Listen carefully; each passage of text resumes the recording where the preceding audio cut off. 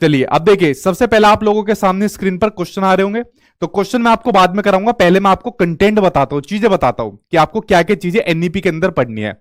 Basically पूरा आपका 108 page का आपका पूरा ऑफिशियल डॉक्यूमेंट है, जो एनईपी है आपका पूरा 108 पेज का है। चाहे तो आप लोग उस पूरे को पढ़ सकते हो, लेकिन मैं आपको बिल्कुल सलाह नहीं दूंगा उसको पढ़ने को। एक तो आपकी सरकारी भाषा की जो लैंग्वेज होती है ना, वो उसके अंदर लिखी हुई है, पढ़ने में आपको बड़ी दिक्कत होने वाली है। लेकिन जितनी भी वीडियो आज के अंदर आपने देख ली, उससे आपके लगभग सभी कंसेप्ट क्लियर हो जाएंगे, और साथ के साथ क्वेश्चन आंसर भी आपको मिल जाए। ठीक है, तो इस क्वेश्चन के ऊपर बाद में आऊंगा, कुछ बच्चों ने आंसर भी लगा दिया है, लेकिन उससे पहले आपको मैं चीजें समझा देता हूं कि एनईपी के अंदर क्या क्या बातें दी गई है, उनके ऊपर करते एक एक करके बात।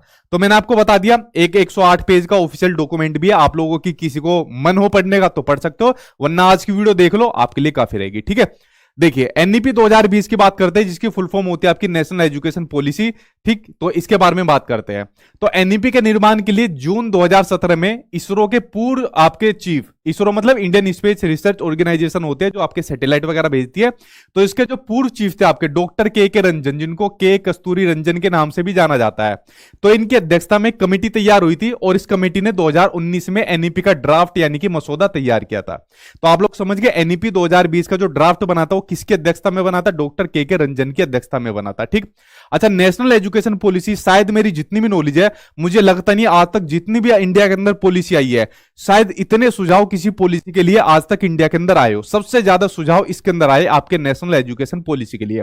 अब इसमें कुछ आलोचनाएं भी की थी लोगों ने, लेकिन हमको वो नहीं पढ़नी, क्योंकि वो हमारे एग्जाम में नहीं आती। एग्जाम में वो आनी है जो मैं आपको पढ़ाने वाला हूं। ठीक है, उसके अलावा देखिए, ये आपकी 30 नंबर की एनईपी थी।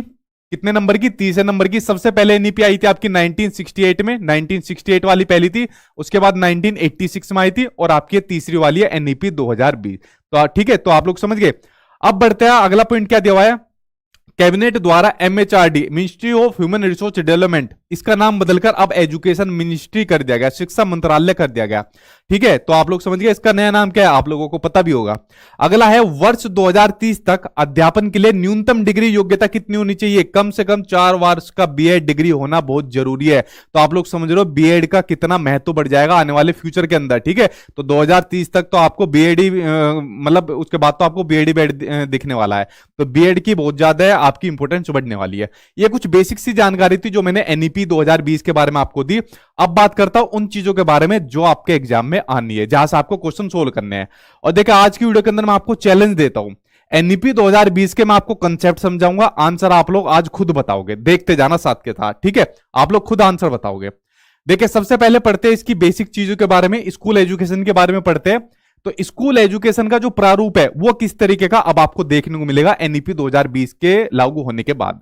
देखिए, यह नीति वर्तमान की, हमारी वर्तमान में कौन सी नीति चल रही है? 10+2 वाली नीति चल रही है ना। तो 10+2 वाली सरकारी स्कूली व्यवस्था को 3 से 18 वर्ष तक के सभी बच्चों के लिए पाठ्यचर्या और शिक्षण शास्त्रीय आधार पर अब जो नई व्यवस्था आएगी 10+2 की जगह 5+3+3+4 की नई व्यवस्था आपको देखने को मिलेगी। यानी जो आपके 15 साल है अब आपके कुछ इस तरीके से रहेंगे, 5-3-3-4 करके। ठीक है, तो 10+2 की जगह आपकी ये वाली नई व्यवस्था अब आपको देखने को मिलेगी। अभी जो 15 सालों में इसको कैटेगराइज किया गया है वो किस किस तरीके से किया गया है, और किस साल के अंदर बच्चा किस क्लास में होगा, इसके बारे में अब मैं आपको एक एक करके बता देता हूं। जी बिल्कुल, बहुत बढ़िया भाई, आंसर साथ के साथ दे रहे हो। देखिए, ये आपकी स्टेज है, यहां से भी आपके एग्जाम में देखने को मिलेगा, इनको जरा थोड़ा सा डिटेल में समझिए। जो आपकी पहली स्टेज है वो होती है आपकी फाउंडेशनल स्टेज। फाउंडेशनल स्टेज के अंदर क्या होगा? जो आपके शुरुआत के 5 साल है, जो आपके शुरुआत के ये जो 5 साल है, इन 5 साल में शुरुआत के जो 3 साल रहेंगे, एक सेकंड इसको हटा दो, जो शुरुआत के 3 साल लेंगे, तो शुरू के 3 साल में बच्चा आंगनवाड़ी के अंदर जाएगा या आपका बाल वाटिका के अंदर जाएगा। अब देखिए क्या होता था, जब बच्चा 6 साल का हुआ तो उसको स्कूल में एडमिशन करा दिया क्लास फर्स्ट के अंदर। लेकिन अब क्या काम होगा, जब बच्चा 3 साल को पार कर लेगा तो उसको फर्स्ट क्लास में एडमिशन ना कराकर उसको पहले आपके आंगनवाड़ी में भेजा जाएगा। आप लोग देखते होंगे आपके घर के चारों तरफ भी कहीं ना कहीं आंगनवाड़ी केंद्र आपको देखने को मिल जाएंगे, स्कूल के आसपास मिल जाएंगे। तो अब बच्चों को सबसे पहले फर्स्ट क्लास ना भेजकर उसको पहले आंगनवाड़ी भेजा जाएगा। ठीक है, तो जो शुरुआत के जो आपके 3 साल है, ये जो शुरुआत का आपके 3 साल है इसमें बच्चा आंगनवाड़ी के अंदर रहेगा। अब बेसिकली सरकार ने क्या सोचा, आंगनवाड़ी में आप लोग देखते हो बच्चों को खाने के लिए भी दिया जाता है, उनको कुछ पढ़ाई से संबंधित चीजें भी कराई जाती है ताकि बच्चे का फिजिकली और मेंटली डेवलपमेंट दोनों साथ के साथ होता रहे। उसके अलावा ड्रॉप आउट बच्चों का ज्यादा से ज्यादा उसमें गिरावट देखने को मिल सके, तो इसलिए इसकी शुरुआत की गई है आंगनवाड़ी की। अब इसके अंदर आपकी भर्तियां भी आपको देखने को मिलेगी कुछ समय के बाद, ठीक है। तो जो 5 साल है शुरू में, उसमें से 3 साल हो गए आपके आंगनवाड़ी के लिए, ठीक। बच्चे जो आपके 2 साल है, जो आपके 2 साल बचे उसमें बच्चा क्लास फर्स्ट और सेकंड के अंदर रहेगा। तो आप लोगों ने देखा ये जो सबसे पहला चेंज ये किया है वो चेंज यही किया है कि बच्चों को सीधे फर्स्ट क्लास में ना भेजकर उसको पहले अब आंगनवाड़ी केंद्र आपका भेजा जाएगा, या प्रीवाटिका या बाल वाटिका के नाम से आप लोग इसको जान सकते हो। तो बच्चा सबसे पहले इसके अंदर जाएगा, इसके अंदर अपने 3 साल बिताएगा। 3 साल बिताने के बाद थोड़ा रूबरू हो जाएगा, बाहर के एनवायरमेंट से रूबरू हो जाएगा, ठीक है, थोड़ा बहुत स्कूल का आइडिया लग जाएगा उसको। और जैसे ही वो फर्स्ट क्लास में जाएगा तो उसको हेजिटेशन नहीं होगी या बच्चा रोना शुरू नहीं करेगा स्कूल जाने से, बिल्कुल भी कतराएगा नहीं, ठीक है। तो शुरू के 5 साल हो गए आपके, ये होती है आपकी फाउंडेशनल स्टेज, जो आपकी पहली स्टेज होती है। उसके अलावा दूसरी स्टेज होती है आपकी प्रीपेटरी स्टेज। प्रीपेटरी स्टेज के अंदर होते हैं आपके 3 साल। इन 3 साल में बच्चा रहेगा आपका 3rd, 4th, 5th क्लास में। जो 3 साल रहेगी इसमें बच्चा आपका 3rd, 4th, 5th क्लास में रहेगा। इसमें बेसिकली यहां पर बच्चे के एग्जाम शुरू हो जाएंगे, ठीक है। यहां पर क्या हो जाएगा, बच्चे के इसमें एग्जाम होने स्टार्ट हो जाएंगे। इससे पहले आपके बच्चे के एग्जाम नहीं होंगे, ठीक, एग्जाम नहीं होंगे तो बच्चों को फेल भी नहीं करेंगे। तो इसमें आपके बच्चे के एग्जाम होने शुरू हो जाएंगे आपकी प्रीपेटरी स्टेज के अंदर। और फाउंडेशनल और जो आपकी प्रीपेटरी स्टेज होती है ये आपकी 5वीं क्लास तक है। तो प्राइमरी क्लास के लिए आपकी 2 ही स्टेज होने वाली है, आपकी फाउंडेशनल और आपकी प्रीपेटरी, जो आपकी प्राथमिक कक्षाएं होती है पहली से आपकी 5वीं तक की, ठीक है। तो ये हो गई आपकी 2 स्टेज। उसके अलावा अब बात करते हैं आपकी तीसरी स्टेज की। तो तीसरी स्टेज होती है आपकी मिडिल स्टेज। ये होती है आपकी मिडिल स्टेज, ये भी आपकी 3 साल के लिए रहेगी, जिसमें बच्चा आपका 6th, 7th, 8th क्लास के अंदर रहेगा, ठीक है। तो इसके अंदर देखिए इसमें क्या एक चेंज दिया गया है आपकी 6th, 7th, 8th के अंदर। जी वेरी गुड। हाँ, आज भी बच्चों की संख्या पहले के मुकाबले कम लग रही है, ठीक है। चलिए, मैं कहां पर था, मिडिल स्टेज के अंदर था, ठीक है। तो ये भी आपके 3 साल के लिए रहेगी। अब यहां पर क्या होगा, यहां पर बच्चों को, ये तो पूरा ही गायब हो गया, ये तो पूरी मेहनत पर पानी फिर गया। इस पर ध्यान से रखना, ये यहां तक तो आप लोग इन दोनों स्टेज को समझ गए थे इसमें, ठीक है। अब यहां से बात करते हैं मिडिल स्टेज की, जो आपकी तीसरी स्टेज है। मिडिल स्टेज के अंदर बच्चों को यहां पर कंप्यूटर की नॉलेज दी जाएगी, और कंप्यूटर की नॉलेज के साथ साथ उनको वो एक वोकेशनल सब्जेक्ट भी दिया जाएगा। इनको एक वोकेशनल सब्जेक्ट दिया जाएगा कि आपका जिसमें भी मन हो आप लोग उस सब्जेक्ट को सिलेक्ट करिए और भविष्य में उसमें अपना जो है फ्यूचर बनाइए। तो यहां पर एक वोकेशनल सब्जेक्ट दिया जाएगा। पूरी मेहनत तो पानी फिर गया यहाँ पे, ठीक है। चलो कोई बात नहीं, आप लोग समझ गए होंगे यहां तक तो। उसके अलावा ये आपकी मिडिल स्टेज हो गई, जिसमें आपको एक वोकेशनल सब्जेक्ट भी आपको देखने को मिलेगा। अब बात करते हैं सबसे लास्ट स्टेज की, जो है आपकी सेकेंडरी आपकी स्टेज, 4th स्टेज है। ये वापस आ सकती है क्या किसी तरीके से, यही से वापस आ जाए। चलो छोड़ो, यहां तक तो वैसे समझ में आ ही गया होगा आपका। तो 4th आपकी सेकेंडरी स्टेज, ठीक है, जिसमें बच्चा आपका 9वीं, 10वीं, 11वीं और 12वीं क्लास तक रहेगा, ठीक। तो ये आपकी 5 थी, ये आपकी 3 थी, ये भी आपकी 3 थी, और ये आपकी 4 साल है, जिसमें बच्चा 9वीं, 10वीं, 11वीं और 12वीं के अंदर रहेगा। अब देखिए इसमें बड़ा महत्वपूर्ण बदलाव क्या देखने को मिला है, इसमें बड़ा महत्वपूर्ण बदलाव देखने को मिला है। इसमें स्ट्रीम सिस्टम को खत्म कर दिया। जो आपका आर्ट स्ट्रीम होता था, कॉमर्स स्ट्रीम होता था, साइंस स्ट्रीम होता था, उस सिस्टम को खत्म कर दिया गवर्नमेंट ने। अब उसका बड़ा रीजन क्या होता था, मान लीजिए किसी ने आर्ट स्ट्रीम ले ली, वो साइंस वाले सब्जेक्ट नहीं पढ़ पाता था। जिसने साइंस स्ट्रीम ले ली वो पॉलिटी वाले या आर्ट वाले सब्जेक्ट नहीं पढ़ पाता था। और बच्चे का कुछ ना कुछ मन रहता था, या कुछ ना कुछ उसको फ्यूचर बनने की उम्मीद रहती थी दूसरे के अंदर। लेकिन हमारे एजुकेशन सिस्टम इस तरीके से बन चुका था कि अगर आपको आर्ट लेनी है तो पर्टिकुलर यही सब्जेक्ट आपको पढ़ने हैं। लेकिन एनईपी 2020 ने इस स्ट्रीम सिस्टम को खत्म कर दिया। इस स्ट्रीम सिस्टम की जगह इन्होंने कहा कि भाई आप बच्चों को मल्टीपल सब्जेक्ट का ऑप्शन दो, आप बच्चों को मल्टीपल सब्जेक्ट का ऑप्शन दीजिए, जिसमें बच्चों को जो अच्छा लग रहा है वो उसको सेलेक्ट करेगा और उसमें फिर आगे बढ़ जाएगा, ठीक है। तो ये जो आपकी 4 स्टेज है, फाउंडेशनल, प्रीपेटरी, मिडिल और आपकी सेकेंडरी, इसके अंदर मैंने आपको बता दिया कि किस साल तक बच्चा किस क्लास में रहेगा और क्या क्या चीजें उसके अंदर बदलाव किया गया है। आई होप आपको यहां तक समझ में आ गया होगा। चलिए अब लगाते हैं इसके बेस पर क्वेश्चन को लगाते हैं, और क्वेश्चन का आंसर देखना आप लोग कितने अच्छे तरीके से करोगे। गूगल का पासवर्ड नहीं होता बेटा, वो नोट्स का पासवर्ड होता है, जो डाउनलोड होता है उसी के नीचे पासवर्ड लिखा होता है, ठीक है। चलिए अब इस क्वेश्चन का आंसर आप लोग खुद दोगे। मैंने कहा ना आज की वीडियो देखने के बाद आंसर सारे आपके हाथों से निकलवाऊंगा मैं। पहला क्वेश्चन इसने दे दिया कि नई शिक्षा नीति 2020 के अनुसार जो प्राइमरी क्लास होती है, प्राथमिक कक्षाएं होती है, उसमें निम्न में से कौन सा लेवल होगा? अब प्राइमरी क्लास के लिए कौन से लेवल थे? एक तो आपका फाउंडेशनल था जिसमें आपके 5 साल होते हैं, 3 साल बाल वाटिका के लिए गए और अगले 2 साल पहली और दूसरी वाली के लिए गए। तो एक तो आपका कौन सा था? फाउंडेशनल स्टेज होता है। फाउंडेशनल स्टेज के बाद आपका कौन सा होता है? उसके बाद आपका प्रिपरेटरी स्टेज होता है, ठीक है, जिसमें बच्चा तीसरी चौथी पांचवी क्लास के अंदर रहता है, तो आपका प्रिपरेटरी स्टेज होता है। तो यहां पर सिर्फ प्राइमरी क्लास की बात करी हुई है, तो हम सिर्फ 5वीं क्लास तक के बच्चों की स्टेज यहां पर लेंगे। तो फाउंडेशनल होता है, प्रिपरेटरी होता है। आंसर क्या निकल कर आ जाएगा? ये दोनों सही है। मिडिल स्टेज प्राइमरी में नहीं होता आपका, तो आपका ए और सी आंसर निकल कर आ जाएगा, ठीक है। ये सभी वो क्वेश्चन है जो आपके सीटेट के एग्जाम में, ऑनलाइन एग्जाम में पूछे गए थे, ठीक। कितना सिंपल क्वेश्चन बन गया। अब इससे भी सिंपल क्वेश्चन देखो, और मेरे ख्याल से सबसे आसान क्वेश्चन यही है आज के जितने भी क्वेश्चन होंगे, कि राष्ट्रीय शिक्षा नीति 2020 के अनुसार विद्यालय शिक्षा का अब क्या ढांचा बन गया है? तो क्या बन गया है? 10+2 की जगह क्या बन गया है? 5+3+3+4 का बन गया। आंसर आपका पहला सही हो जाएगा, ठीक। ये 2 क्वेश्चन का आंसर निकाल दिया आपने थोड़ी सी बेसिक नॉलेज के बेस पर। अब बात करते हैं इसके जो और महत्वपूर्ण पॉइंट है, जो आपके डीप में थोड़े क्वेश्चन पूछे जाते हैं, जिनके बारे में आपको पता होनी चाहिए। उसके लिए अगर आपने इस नीति के कुछ प्रिंसिपल यानी सिद्धांत के बारे में अगर आप लोग जान गए, तो आप लोग सभी आंसर दे दोगे, ठीक है। और आप लोग ये अप्लाई भी करना। जो नोट्स आपको देख रखे हैं उसमें प्रीवियस ईयर के सभी क्वेश्चन है जो आपको मल्टीपल शिफ्ट में भी पूछे गए थे। एक एक क्वेश्चन का आंसर आप लोग निकालोगे, जैसा आज की वीडियो के अंदर निकालोगे।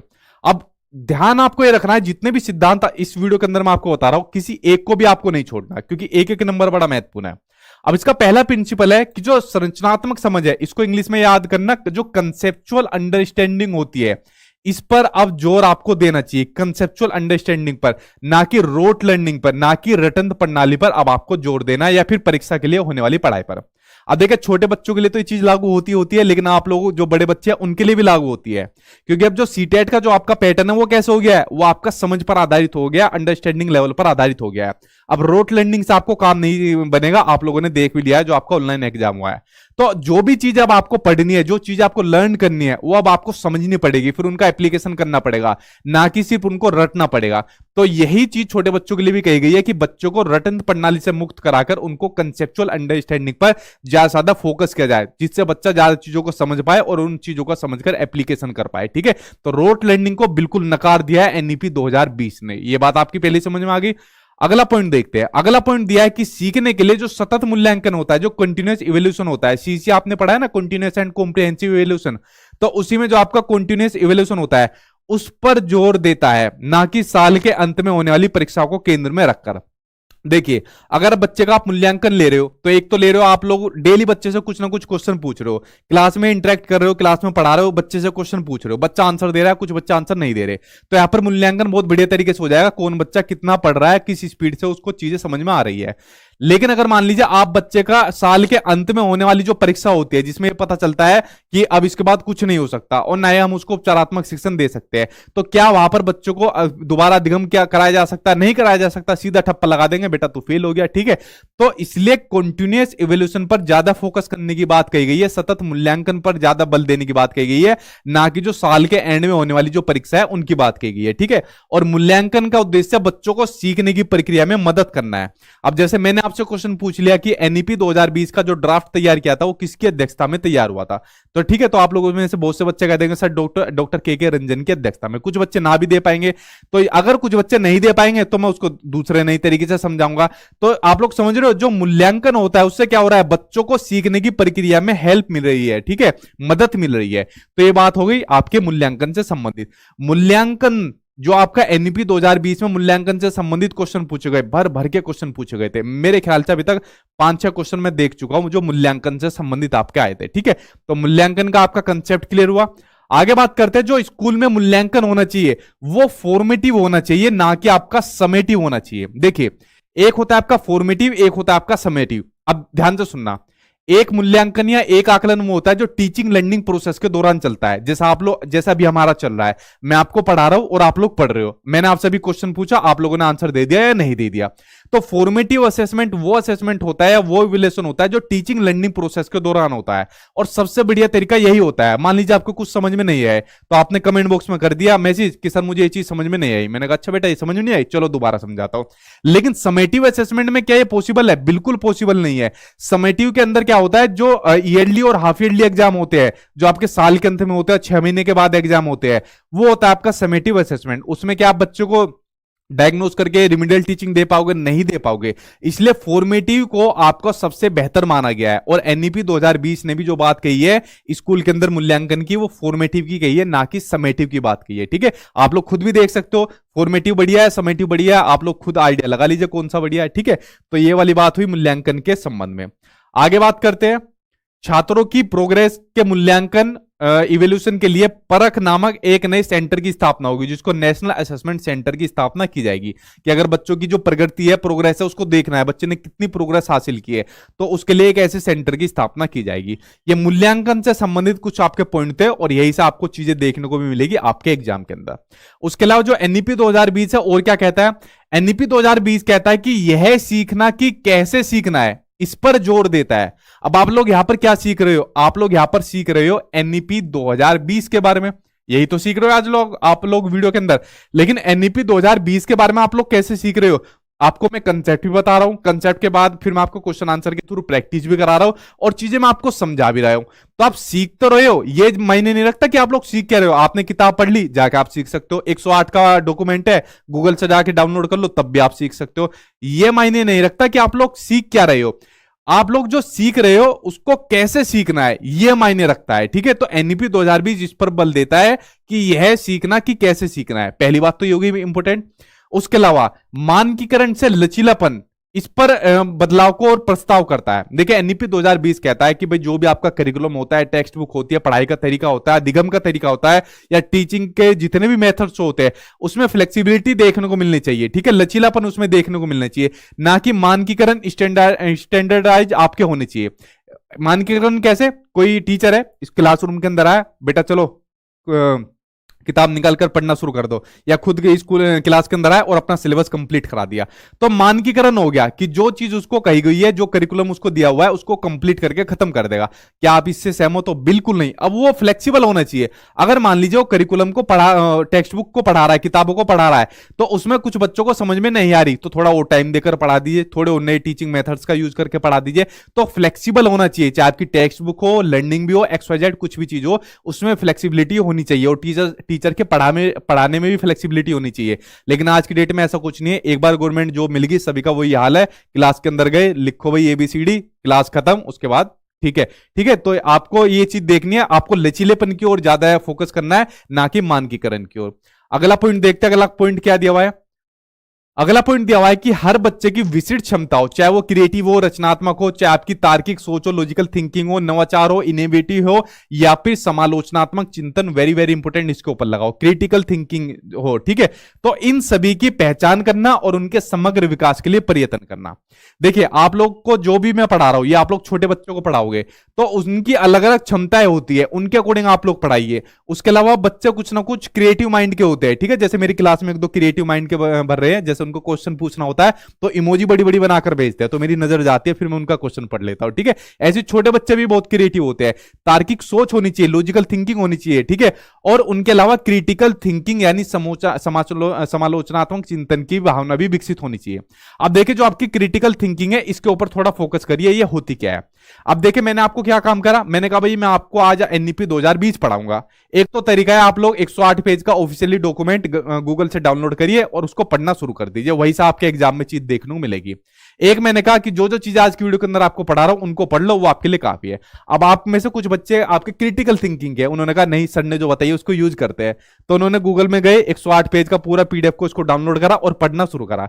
जब वो शुरू में पढ़ना शुरू करेंगे, यार ये सब चीजें तो सर ने वीडियो में बता दी थी, ठीक है, तो उन्होंने क्या चीज यहां पर इस्तेमाल करी, क्रिटिकल थिंकिंग इस्तेमाल करी, यानी खुद सही और गलत चीज का उन्होंने फैसला करा, उन्होंने खुद अपना थिंकिंग करी कि हमारे लिए कौन सी चीज सही रहेगी। और कुछ बच्चों ने आंख मीच कर विश्वास कर दिया कि सचिन सर जो पढ़ाएंगे एग्जाम में आना ही आना है। ठीक है, तो ये होता है आपका क्रिटिकल थिंकिंग, होता है जब बच्चा खुद अपने अकॉर्डिंग डिसीजन ले पाए सही गलत का। ठीक है, तो आप लोग समझिए इन सभी पर फोकस करना चाहिए एक बच्चे के लिए, उसके क्लासरूम में, उसके स्कूल के अंदर। ठीक, ये एक एक पॉइंट बड़ा महत्वपूर्ण पॉइंट है और यही से आपके एग्जाम में क्वेश्चन भी बनते हैं।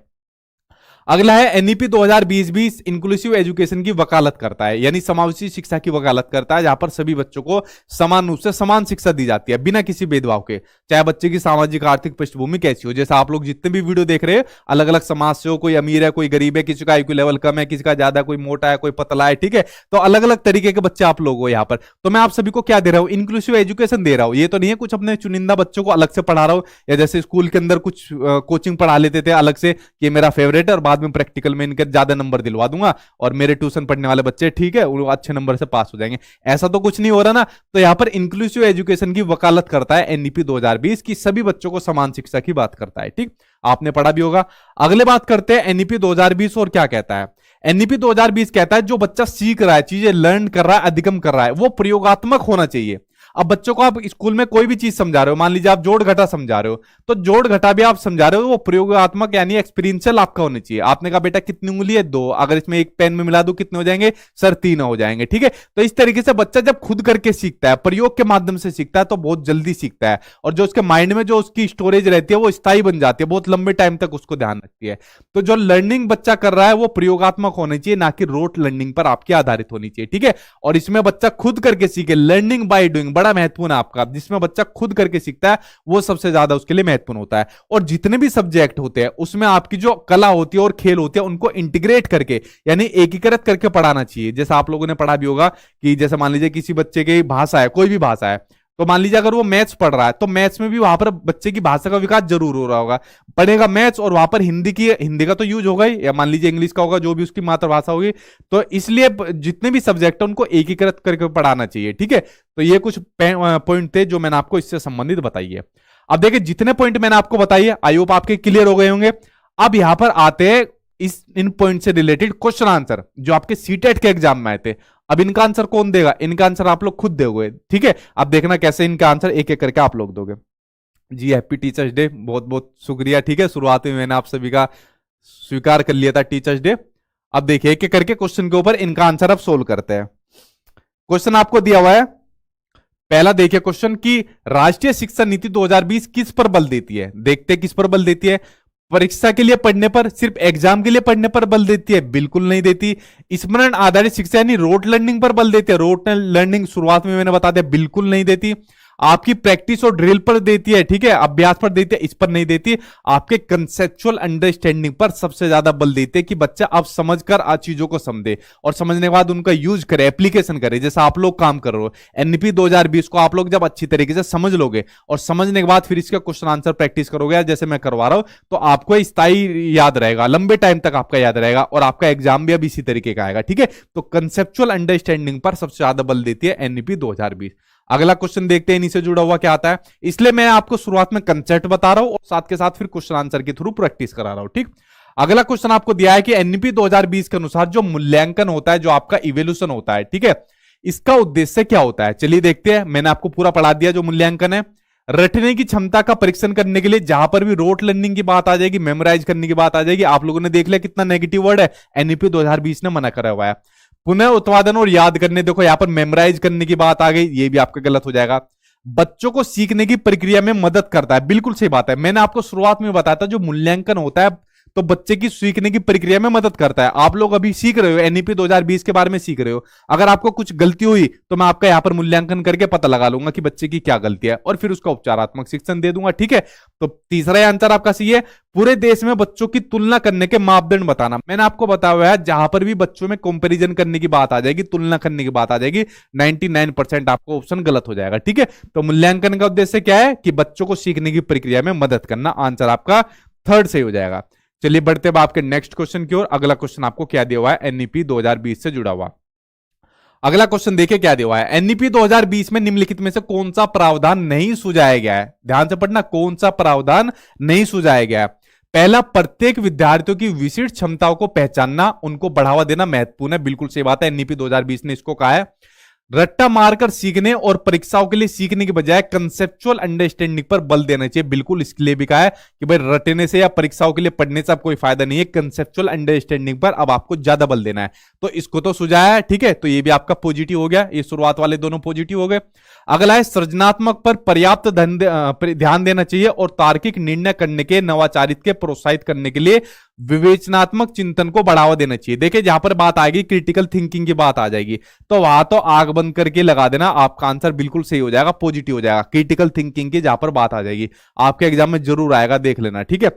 अब बचा क्या, तीनों तो पॉजिटिव हो गए, तो बचा आपका फोर्थ, यही आपका नेगेटिव मिलेगा, देख लेना जब तीन पॉजिटिव हो गए, कि बच्चों में डिसिप्लिन को बढ़ावा देने के लिए अध्यापक को इनाम और दंड को इस्तेमाल करना चाहिए, ठीक है। कि अगर बच्चों में डिसिप्लिन बनाना है कि बेटा सही से बैठ जाओ क्लासरूम के अंदर वरना आके टांगे तोड़ दूंगा, या फिर उनको कुछ पुरस्कार दे दिया कि जो बच्चा क्लास में डिसिप्लिन बना के रहेगा, ठीक है, वो बच्चा सबसे अच्छा है, उसको मैं टॉफी दूंगा। ऐसा अब कुछ नहीं चलने वाला, हमारी खूब टांगे तोड़ दी हमारे टीचर ने, ठीक है, डिसिप्लिन के ऊपर, सही से बैठो क्लास के बाहर मत जाओ। अब ऐसा कुछ भी नहीं होने वाला है।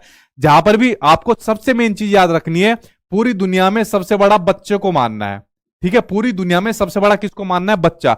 इसके बराबर कोई है ही नहीं, कोई नहीं है इसके बराबर एक्स वाई जेड। तो क्या आप बच्चों को डिसिप्लिन में बांध सकते हो, इतनी बड़ी महाशक्ति को नहीं बांध सकते। क्या आप बच्चों को पनिशमेंट या दंड दे सकते हो, बिल्कुल नहीं दे सकते। इतनी बड़ी महाशक्ति जब मैंने बता दिया बच्चा, तो आप इसका कुछ नहीं बिगाड़ सकते, चाहे आपने कितने लगा लेना जोर आप लोग, ठीक है। तो बच्चों को आपको सबसे बड़ा मानना है, ठीक है। तो आंसर आप क्या हो जाएगा, यही आंसर से हो जाएगा, क्योंकि क्वेश्चन आपसे नेगेटिव पूछा है। अगला देखते हैं, अगला क्वेश्चन सामने आपकी स्क्रीन पर क्या दिया है। अगला क्वेश्चन आपका एनईपी 2020 किसकी ओर बदलाव का प्रस्ताव करती है, ठीक है। किस बदलाव की ओर बात करती है जो एनईपी 2020 है। यह सीखना कि कैसे सीखना है, देखो सेम लाइन आ गई, यह सीखना कि कैसे सीखना है। जैसे आज आप लोग क्या सीख रहे हो, एनईपी 2020, और एनईपी 2020 को कैसे सीख रहे हो, मैं आपको कंसेप्ट भी बताता जा रहा हूं और साथ के साथ क्वेश्चन आंसर के थ्रू प्रैक्टिस भी कराया जा रहा हूं। तो इसलिए इससे आपका जल्दी से कंसेप्ट क्लियर हो जाएगा। तो यह सबसे बढ़िया तरीका है आपका सीखने का, ठीक है। वरना तो मैंने कहा गूगल से जाओ, 108 पेज का पीडीएफ डाउनलोड करो और ऑफिशियल डॉक्यूमेंट को पढ़ लो आप लोग एनईपी 2020 को। तो इसको प्रस्तावित करता है, आंसर आपका यही सही है। रटकर सीखने को प्रस्तावित करता है, बिल्कुल नहीं, पहले ही मना कर दिया। करिकुलम में वृद्धि को प्रस्तावित करता है, इसका कंटेंट में नहीं। और मानकीकरण को तो वैसे भी नहीं करने का, पहले ही गलत काट देना मानकीकरण देखकर, ठीक। आगे बढ़ते अगला क्वेश्चन क्या दिया हुआ है। देखिए शुरुआत में कंटेंट आपको ज्यादा बताया, तो उनसे रिलेटेड क्वेश्चन भी ज्यादा दिए गए हैं आपकी स्क्रीन के ऊपर। अगले क्वेश्चन का आप लोग दो, बड़ा सिंपल क्वेश्चन है, शुरुआत में आपको बता दिया था कि एनईपी 2020 के अनुसार जो अधिगम है, यानी जो लर्निंग है, यानी जो बच्चा सीखता है, वो डैश होना चाहिए, कैसे होना चाहिए। क्या वो कंटेंट ओरिएंटेड होना चाहिए, विषय वस्तु पर आधारित होना चाहिए, बिल्कुल नहीं होनी चाहिए। टेक्स्ट बुक पर आधारित होना चाहिए, नहीं होना चाहिए। वो प्रयोगात्मक आपका होना चाहिए, एक्सपीरियंशियल आपका होना चाहिए, जिसमें बच्चा खुद करके सीखता है, लर्निंग बाय डूइंग के माध्यम से सीखता है। तो अधिगम के लिए यानी सीखने के लिए सबसे बढ़िया तरीका है आपका लर्निंग बाय डूइंग के माध्यम से, जब बच्चा सीखता है। मैंने आपको बताया जैसे बच्चों को आपको जोड़ घटा बताना है, तो बेटा ये कितनी उंगली है, 2 है, एक पेन जोड़ दिया 3 हो गए, एक पेन हटा लिया तो कितने बचे, 2 बच गए। तो ऐसा आपको उसको समझाना है, प्रयोग के माध्यम से समझाना है, ठीक है। चलिए बढ़ते अब आपके सामने नेक्स्ट क्वेश्चन की ओर। अगला क्वेश्चन एनईपी 2020 से क्या कहता है। अब जितने भी क्वेश्चन आज आपने तैयार कर लिए और ये कंसेप्ट तैयार कर लिए, एनईपी आपका आज खत्म है। वैसे मैंने इसको पूरा करा चुका हूं पहले भी, अपने नोट्स में भी मैंने डिटेल में डाला हुआ है, तो आप लोग उसको भी देख सकते हो, वरना आज की वीडियो देखने के बाद भी आपका क्लियर हो जाएगा। अगला क्वेश्चन आपको दिया हुआ है कि एनईपी 2020 प्रस्तावित करती है कि शिक्षा डैश होनी चाहिए, कि एजुकेशन कैसी होनी चाहिए, उस बात को आपको बताना है। चलिए देखते हैं कैसी होनी चाहिए। आपके ड्रिल और प्रैक्टिस पर आधारित होनी चाहिए, वेदन और अभ्यास पर बिल्कुल नहीं करता। आपकी अन्वेषण प्रेरित इंक्वायरी आधारित होनी चाहिए, बिल्कुल सही बात है। खोज आधारित होनी चाहिए। देखो जो एजुकेशन बच्चों को दी जा रही है वो आपकी इंक्वायरी पर आधारित होनी चाहिए, जिसमें बच्चा खुद क्वेश्चन पुटअप करे कि सर मुझे क्वेश्चन समझ में नहीं आया, सर आपने ये चीज ये यहां से कैसे लेकर आ गए, सर आपने जो कंसेप्ट समझाया ये मुझे पहले से कुछ भी समझ में नहीं आ रहा। तो जितना बच्चा इंक्वायरी करेगा, क्वेश्चन पुटअप करेगा, उतना ज्यादा वो जल्दी से जल्दी सीखेगा। तो इसकी बात करता है। और खोज आधारित बात करता है, जब बच्चा खुद खोज करके चीजों को सीखता है, तो इसकी बात करता है आपका एनईपी 2020 की ऐसी शिक्षा होनी चाहिए, इन पर आधारित होनी चाहिए, ठीक। तो आंसर सेकंड सही हो जाएगा। अगला क्वेश्चन देखते हैं। अगला क्वेश्चन क्या आ गया आपके सामने स्क्रीन पर। अगला क्वेश्चन दिया हुआ है कि सामाजिक और आर्थिक रूप से वंचित समूह के छात्रों का अवधारणा सुनिश्चित करने के लिए एनईपी 2020 प्रस्तावित करता है कि जो पाठ्यचर्या है, करिकुलम है और जो शिक्षा शास्त्र है, पेडागोजी है, वो किस पर केंद्रित होनी चाहिए। अब देखिए हमारे देश के अंदर ये तो है नहीं सभी बच्चे एक जैसे हैं, ठीक है। कोई सामाजिक रूप से वंचित है, मतलब जैसे जो बैकवर्ड क्लास के लोग हो गए, ठीक है, या जनजातीय समूह के लोग हो गए, या जो आर्थिक रूप से कमजोर है, जो गरीब बच्चे बहुत ज्यादा है, तो जो ऐसे हाशिए पर समूह पर बच्चे जा चुके हैं, तो उनके समूह को छात्रों की अवधारणा सुनिश्चित करने के लिए क्या करनी चाहिए। किस बात को एनईपी 2020 कहती है। परीक्षाओं पर केंद्रित होनी चाहिए, बिल्कुल नहीं कहती। पाठ्य पुस्तकों पर केंद्रित होनी चाहिए, नहीं कहती। बाल केंद्रित होता तो चल भी जाता। संलग्न और संदर्भित होना चाहिए, एंगेजिंग एंड कॉन्टेक्चुअल होना चाहिए, मतलब बच्चा एंगेज कर सके पढ़ाई से। अब देखिए कोई बच्चा क्लास के अंदर पढ़ रहा है, ठीक है, और वो गरीब बच्चा है और पिछली जो जनजातियां होती है उनसे बच्चा है, तो उसको कभी भी ये फील होना नहीं चाहिए कि वो जो बच्चे पढ़ रहे हैं वो कुछ और पढ़ रहे हैं, मुझसे अलग पढ़ रहे हैं या सुपीरियर पढ़ रहे हैं और मैं कुछ और पढ़ रहा हूं। तो बच्चा इंगेज करके पढ़े, उनसे लगाव के थ्रू बच्चा पढ़े जैसे दूसरे बच्चे पढ़ रहे हैं, ठीक है, और कंटेक्स्ट के अकॉर्डिंग पढ़े। तो इसकी वकालत एनईपी 2020 करता है। आंसर आपका थर्ड से हो जाएगा। मानकीकृत देखो यहां पर भी दिख गया, काटते देखते गलत काट दो, ठीक। चलिए अगला क्वेश्चन देखते हैं। अगला क्वेश्चन देता है कि विद्यार्थियों के आकलन के लिए एनईपी 2020 द्वारा निम्न में से कौन उपकरण विधियां प्रस्तावित की गई है। विधियों की बात कौन कौन सी बात करता है एनईपी 2020, ये आपको इस क्वेश्चन के अंदर बताना है। चलिए देखते हैं। पहला क्वेश्चन ऑप्शन सामने स्क्रीन पर है, रोल प्ले। रोल प्ले सबसे बढ़िया तरीका होता है आपका, कोई भी विधि हो, और खासकर अगर किसी बच्चे की भाषा का विकास करना है ना, तो उसको रोल प्ले के माध्यम से कराओ। जैसे छोटे बच्चे होते हैं कि बेटा एक काम कर, तू जो है ना सब्जी बेचने वाला बच्चा, तो बता आप कैसे सब्जी बेचेगा, तो बच्चा बताएगा सब्जी ले लो, टिंडे ले लो, आलू ले लो, तो क्या होगा, बच्चे की भाषा का विकास होगा। उसको बैंकर बना दो कभी, ठीक है। तो रोल प्ले सबसे बढ़िया तरीका रहता है। ये विधि तो सुझाई गई है आपके एनईपी 2020 द्वारा। ग्रुप वर्क को भी सुझाया गया है कि बच्चा जब ग्रुप में सीखेगा, आप लोग भी ग्रुप के अंदर पढ़े अपने दोस्तों के साथ, मैं भी पढ़ाऊं, तो ग्रुप वर्क में पढ़ के भी सीखा जाता है। हालांकि ग्रुप वर्क में हमारी पढ़ाई नहीं होती थी क्योंकि बहुत सारे लोगों का ज्यादा ग्रुप बना दिया और बहुत कम ही टाइम पर पढ़ाई होती थी, लेकिन ग्रुप वर्क को सुझाया गया है क्योंकि ग्रुप वर्क के माध्यम से, पीयर ग्रुप के माध्यम से बच्चा एक दूसरे से इंटरेक्ट करके सीखता है, ठीक है। तो हम तो उस टाइम पर पढ़ना नहीं चाहते थे, इसलिए हम ग्रुप वर्क हमारा काम नहीं कर रहा, ठीक। उसके बाद पढ़ना शुरू करा था। उसके बाद पोर्टफोलियो की वकालत आपकी बात करता है। पोर्टफोलियो मैंने बताया हुआ है आपको, पोर्टफोलियो बेसिकली आपकी एक तरीके की फाइल होती है। इस फाइल में बच्चे से जुड़ी सारी जानकारी दी हुई होती है। बच्चे ने क्या क्या अचीवमेंट हासिल करा है वो उसके अंदर आएगा, बच्चे की जो कमियां है वो उसके अंदर आएगा, बच्चे से जुड़ी, उसकी फैमिली से जुड़ी सभी जानकारी इसके अंदर आ जाएगी। और जब ये बच्चा एक क्लास से दूसरी क्लास में जाता है, तो जो पहली क्लास वाली मैडम होती है, दूसरी क्लास वाली मैडम को कहती है कि मैडम ये इस बच्चे की पोर्टफोलियो है। तो जो दूसरी क्लास वाली जो मैडम होती है, टीचर होता है, उसको असेसमेंट करने का बहुत बढ़िया वो मिल जाता है, तरीका मिल जाता है, विधि मिल जाती है। पोर्टफोलियो को पढ़ेगी, उसमें बच्चे से जुड़ी सभी जानकारी रहेगी, तो इसलिए सबसे बढ़िया इसको सुझाया गया आकलन के लिए पोर्टफोलियो को। चौथा प्रोजेक्ट। प्रोजेक्ट भी आपकी इसकी मेथड आपकी मानी जाती है। तो आंसर आपके चारों से हो गए, 1 2 3 4, चारों आपके आंसर से होगी। जो उपकरण विधियां प्रस्तावित की गई है चारों ही करी गई है, ठीक है। आप लोग समझ गए। चलिए बढ़ते अब आपके नेक्स्ट क्वेश्चन की ओर। हाँ जी, अगला क्वेश्चन सामने आपकी स्क्रीन पर देखिए, आपकी स्क्रीन पर क्वेश्चन आ गया, ठीक। आंसर आप लोग साथ के साथ दे रहे हो, वेरी गुड। अगला क्वेश्चन आपके सामने दिया हुआ है कि राष्ट्रीय शिक्षा नीति 2020 में प्रस्तावित बदलाव क्या है। एनईपी 2020 के अंदर किन बदलाव की बात की गई है, इनको ध्यान से समझना, बड़ा महत्वपूर्ण क्वेश्चन है। अब देखिए किन बदलाव की बात करता है एनईपी 2020। बात करता है मानकीकरण से लचीलापन। मैंने आपको शुरुआत में बता दिया, स्टैंडर्डाइजेशन से आपका फ्लेक्सिबिलिटी की ओर बात करता है कि ये नहीं है टीचर क्लासरूम के अंदर आया, आके पढ़ाया, अपना कोर्स खत्म करा, उसके बाद बात खत्म। नहीं, फ्लेक्सिबिलिटी होनी चाहिए, पढ़ाने के अंदर फ्लेक्सिबिलिटी होनी चाहिए, जो करिकुलम है या जो टेक्स्ट बुक है उनके अंदर फ्लेक्सिबिलिटी होनी चाहिए, ठीक है। तो इस बदलाव की ओर बात करता है एनईपी 2020, पहला आंसर सही है। रचनात्मक मूल्यांकन से योगात्मक मूल्यांकन, बिल्कुल गलत। फॉर्मेटिव टू समेटिव नहीं, समेटिव टू फॉर्मेटिव की बात करता है, क्योंकि समेटिव इतना महत्वपूर्ण नहीं होता जितना आपका फॉर्मेटिव असेसमेंट होता है। फॉर्मेटिव मैंने आपको बता दिया, वो असेसमेंट जो टीचिंग लर्निंग प्रोसेस के दौरान चलता है। जैसे अभी हमारा चल रहा है, मैंने आपसे क्वेश्चन पूछा, आपने आंसर दे दिया या नहीं दिया, तो आपका आकलन हो गया। टीचिंग लर्निंग प्रोसेस के दौरान जो आकलन हो रहा है, तो इसको ज्यादा महत्वपूर्ण माना है एनईपी 2020 ने, ना कि समेटिव को। तो समेटिव टू फॉर्मेटिव की बात कही गई है, ना कि फॉर्मेटिव टू समेटिव, ठीक है, उल्टा दे दिया इसने। अगला आपका conceptual understanding to learning for exam, ठीक है, ये भी गलत है। Learning for exam to conceptual understanding की बात की गई है। किसी परीक्षाओं के लिए मत पढ़ो, समझ पर आधारित चीजें करने के लिए आप लोग पढ़ो, ठीक है। तो ये भी इसने उल्टा दे दिया, उल्टा होना चाहिए था ये भी। अगला इन्होंने दिया बहुविषयता से कठोरता, बिल्कुल गलत। कठोरता से बहुविषयता की बात की गई है, ठीक है। तो ये तीनों ऑप्शन आपके गलत है, बेसिकली तीनों ऑप्शन इन्होंने उल्टे दे दिए। तो आप लोगों को इनको याद करना है कि कौन सा बदलाव की बात की गई है, ठीक है। तो यही से आपको क्वेश्चन में देखने को मिल जाएगा जो एनईपी 2020 द्वारा बदलाव सुझाए गए हैं। चलिए बढ़ते हैं आपके नेक्स्ट क्वेश्चन की ओर। यार बहुत सारे क्वेश्चन हो गए इस टॉपिक से, तो अगला क्वेश्चन देखते हैं। अगला क्वेश्चन क्या है, आगे अभी और भी टॉपिक आने हैं, कंसेप्ट आने हैं, वो भी समझने बाकी है। अगला क्वेश्चन आपको दिया है एनईपी 2020 के अनुसार जो आकलन होता है, असेसमेंट होता है, इसके क्या उद्देश्य होते हैं, बच्चे के आकलन करने के क्या उद्देश्य होते हैं। चलिए पढ़ते हैं आपका।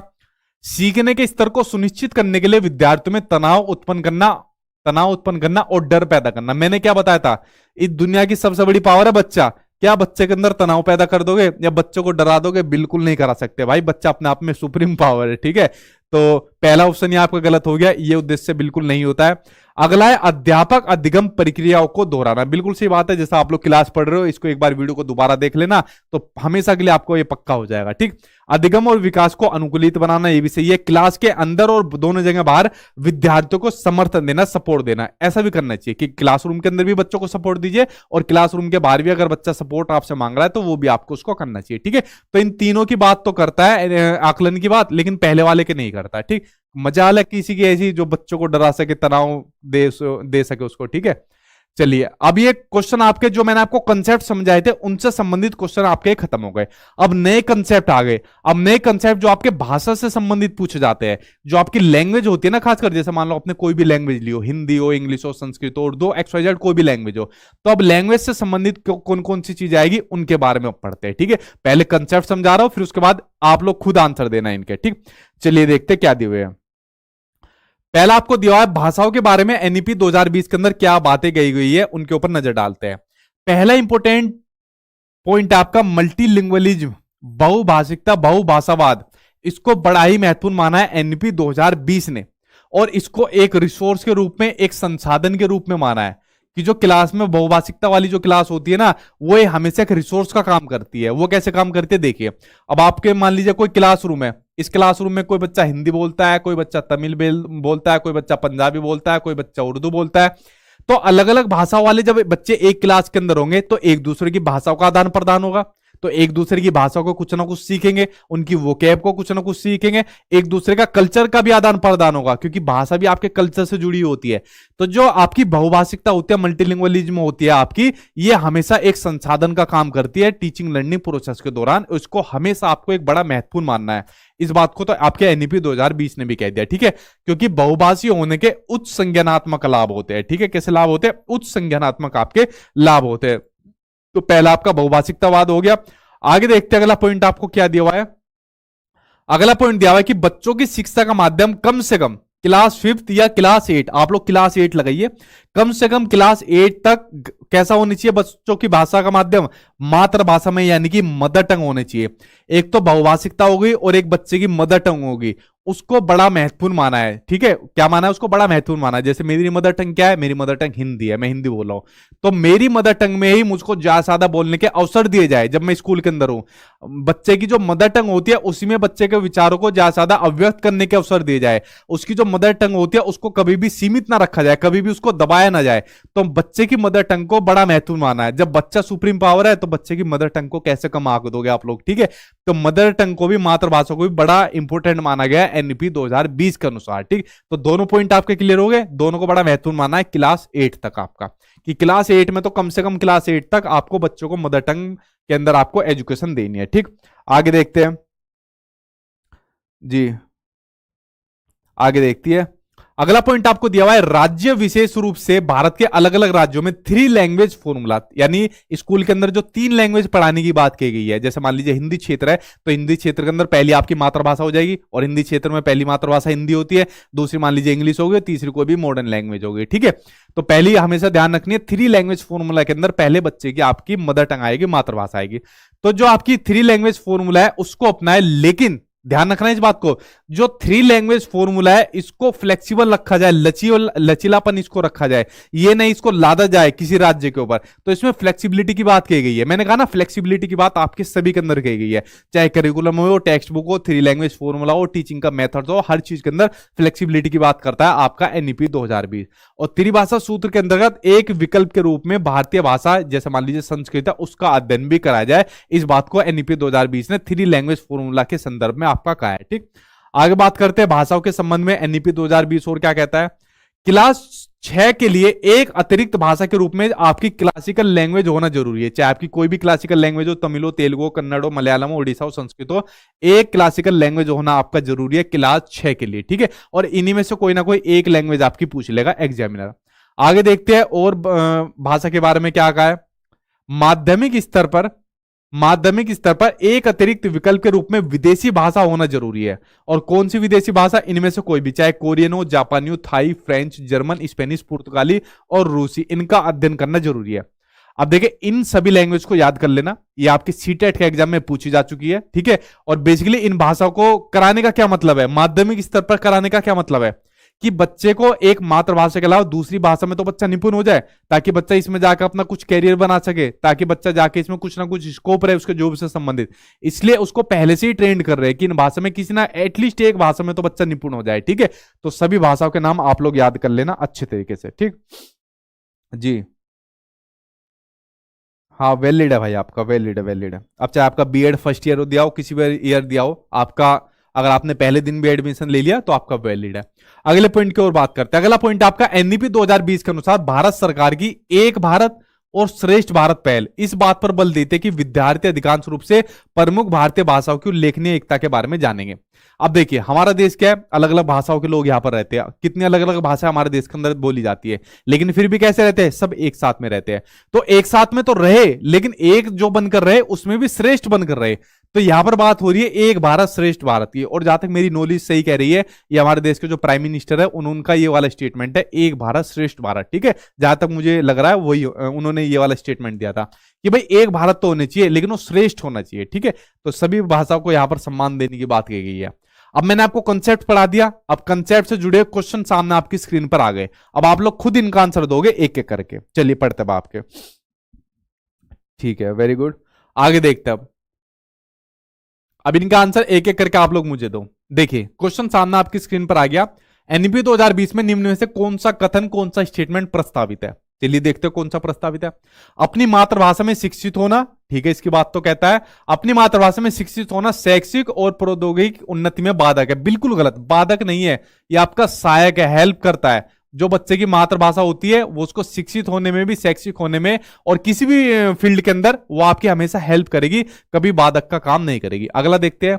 विद्यालयों को बच्चों को अंग्रेजी भाषा की प्रथम भाषा के रूप में सीखने और बोलने के लिए प्रोत्साहित करना चाहिए। नहीं, पहली भाषा में हमेशा कौन आएगी, बच्चे की मदर टंग आएगी, मातृभाषा आएगी। हालांकि कुछ प्राइवेट स्कूल के अंदर देखा जाता है वो मदर टंग का कहीं ना कहीं दमन करते जाते हैं, जो बच्चे की मातृभाषा होती है। क्लियर इंस्ट्रक्शन दे देते हैं कि भाई सिर्फ इंग्लिश में बात करोगे, इंग्लिश के अलावा और कुछ में बात नहीं करोगे, जबकि उनको समझना चाहिए कि पहली भाषा कौन सी है बच्चे की, मातृभाषा, चाहे वो हिंदी भी क्यों ना हो, ठीक है। क्या कर सकते हैं, एजुकेशन सिस्टम है, ठीक है, तो ज्यादा कुछ कर नहीं सकते। अगला आपका बाल विद्यार्थियों के लिए बहुभाषी होने के उच्च संज्ञानात्मक लाभ है। मैंने आपको क्या बताया था, जो बहुभाषिकता होती है, मल्टीलिंगुअलिज्म होती है, एक रिसोर्स का काम करती है, संसाधन का काम करती है, और इसके बहुत संज्ञानात्मक लाभ है, ठीक है। तो ये आंसर आपका थर्ड से हो जाएगा, जो मैंने आपको शुरुआत में बताया। अगला ऑप्शन पढ़ने की भी जरूरत नहीं है, आंसर आपका क्या हो जाएगा, थर्ड आंसर आपका सही हो जाएगा। आई होप आप लोग यहां तक समझ गए होंगे, ठीक है।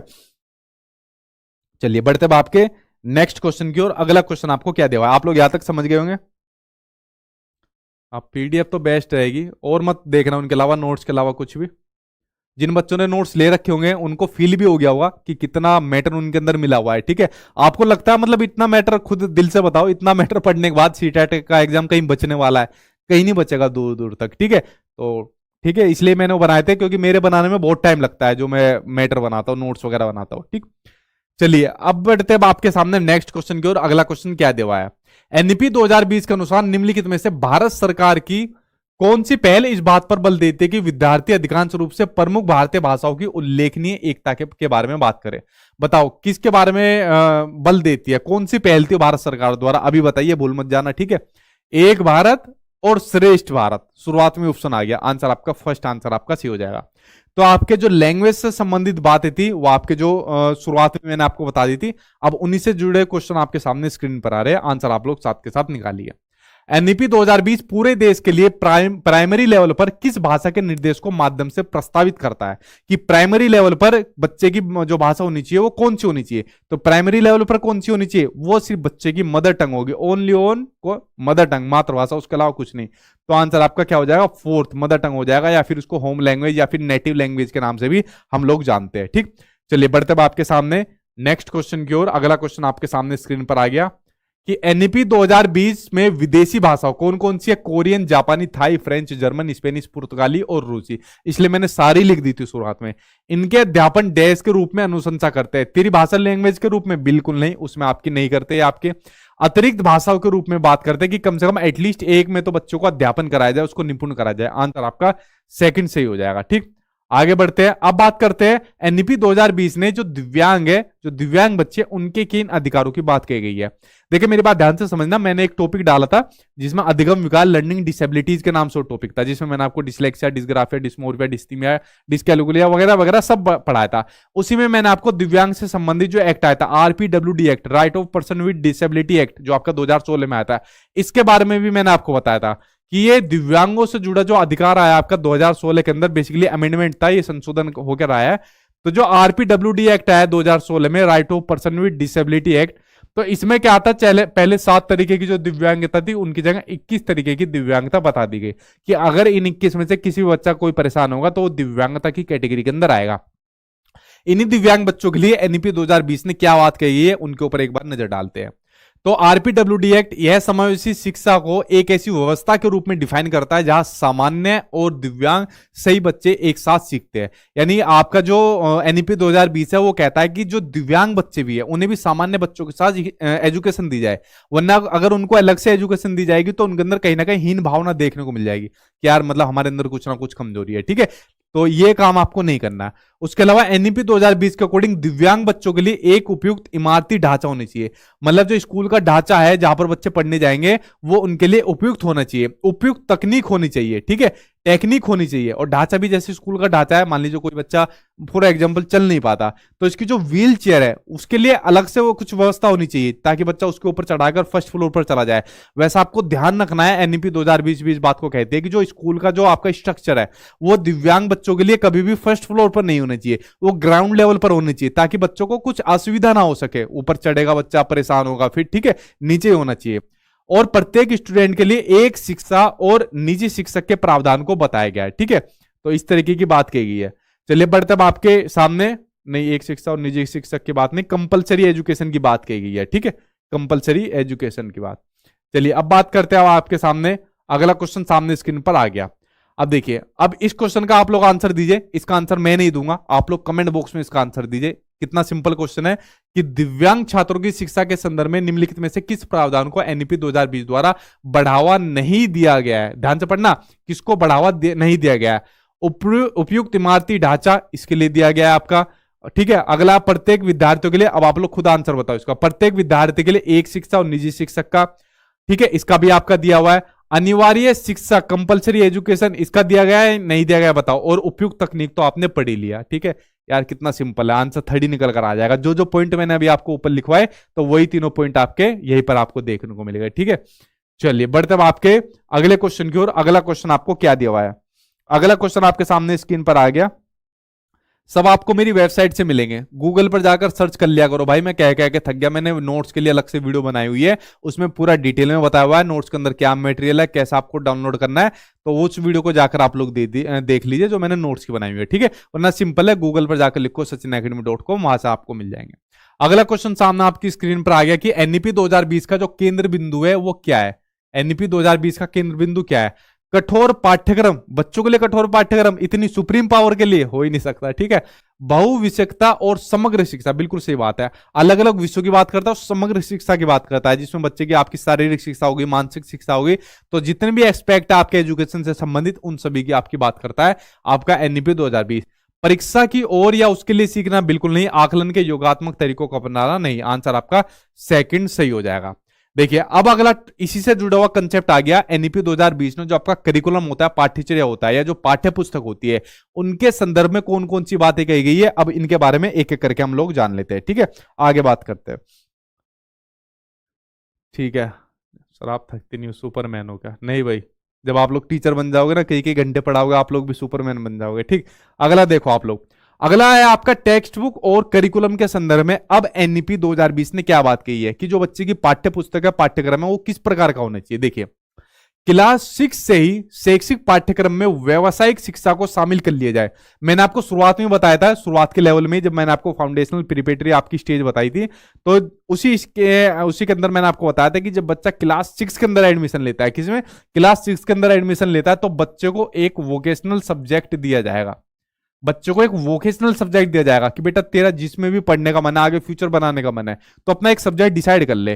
ठीक है, तो व्यवसायिक शिक्षा को शामिल कर लिया गया है क्लास 6 में, और इसमें इंटर्नशिप की व्यवस्था भी की जाएगी। देख रहे हो, ठीक है, क्लास 6 से इंटर्नशिप की व्यवस्था। आपके और हमारे टाइम में कुछ ऐसा था, कुछ भी नहीं था। पता है क्या चीज चलती थी कि ठीक है, चलिए आगे बढ़ते हैं। अगला आपका कि जो करिकुलम है, पाठ्यक्रम है, उसकी विषय वस्तु को प्रत्येक सब्जेक्ट में कम करके, ठीक है, इसे बेहद बुनियादी चीजों पर केंद्रित किया जाए। जो करिकुलम का जो कंटेंट है, जो करिकुलम के अंदर जितना भी कंटेंट है जो बच्चों को पढ़ाना है, उसको कम कर दो। कंटेंट मायने नहीं रखता कि कितना ज्यादा कंटेंट है, क्वालिटी के ऊपर आपको ध्यान रखना है। तो उसको कम करके इसको बुनियादी चीजों पर केंद्रित किया जाए, ताकि बच्चे में आलोचनात्मक चिंतन, क्रिटिकल थिंकिंग, आप लोग देख रहे हो यहां पर क्रिटिकल थिंकिंग सबसे पॉजिटिव आपका टैग वर्ड, क्रिटिकल थिंकिंग जो आपका होता है। क्रिटिकल थिंकिंग खोज आधारित, चर्चा आधारित और विश्लेषण आधारित अधिगम पर जरूरी ध्यान दिया जाए। कि ये नहीं है इतनी मोटी मोटी किताबें बच्चों को दी जाए, उनको पढ़ाई जाए, उसी से बच्चा चीजें सीखेगा, नहीं, इन चीजों पर ज्यादा फोकस कराया जाए। मोटी मोटी किताबों की जगह, बड़े बड़े करिकुलम की जगह उनमें कटौती कर दो आप लोग, ठीक है। चलिए आगे देखते हैं। अगला पॉइंट कहता है कि राष्ट्रीय पाठ्य पुस्तकें, राष्ट्रीय पाठ्य पुस्तकें कौन सी है? जैसे आपकी एनसीईआरटी होगी, कौन सी? एनसीईआरटी होगी।